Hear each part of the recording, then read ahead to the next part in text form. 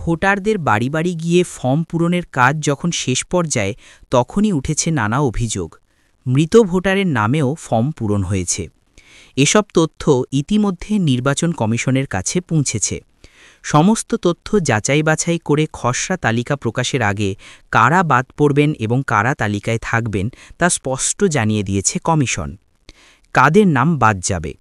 বিএলওরা বাড়ি বাড়ি গিয়ে যখন ফর্ম সংগ্রহ করেন তখন অনেক ক্ষেত্রেই দেখা যায় 2002 সালের ভোটার তালিকায় যাদের নাম ছিল তারা এখন আর জীবিত নেই।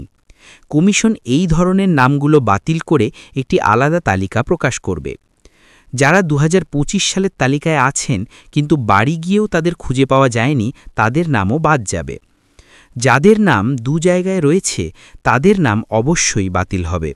দুবার ফর্ম পূরণ করা আইনত অপরাধ বলে কমিশন আগেই জানিয়েছে। যারা ফর্ম জমা দিয়েছেন তাদের সবাইকে প্রাথমিক খসড়া তালিকায় রাখা হবে।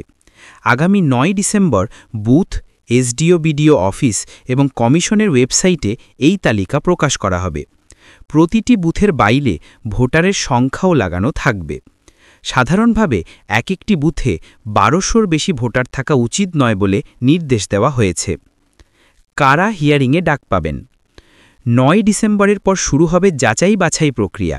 ম্যাপিং চলবে এবং কোথাও তথ্যের অসঙ্গতি ধরা পড়লে হিয়ারিং বা শুনানির নোটিশ পাঠানো হবে। এই নোটিশ বাড়ি পৌঁছে দেবেন বিএলও। যাদের নাম 2002 সালের তালিকায় নেই তাদের দেওয়া তথ্য নিয়ে সন্দেহ থাকলে ইআরও ডেকে পাঠাতে পারেন। সেক্ষেত্রে আধার ছাড়া বাকি 11টি নথির মধ্যে যে কোনো একটি দেখালেই হবে। যাদের পরিবারের কারো নামই 2002 সালের তালিকায় ছিল না তাদেরও ডাকা হবে। বৈধ নথি দেখাতে পারলেই ফাইনাল তালিকায় নাম অন্তর্ভুক্ত হবে। শুক্রবার জেলার প্রশাসন এবং নির্বাচন কমিশনের বৈঠকে জানানো হয়েছে যে 25 নভেম্বরের মধ্যেই অ্যাপে ফর্ম আপলোডের কাজ শেষ করতে হবে। আর 4 ডিসেম্বর ডিজিটাইজেশনের শেষ তারিখ। সিইসি জ্ঞানেশ ভারতী জানিয়েছেন, বিএলওদের ওপর চাপ থাকলেও সময়মতো কাজ শেষ না হলে পরের ধাপে সমস্যা হবে।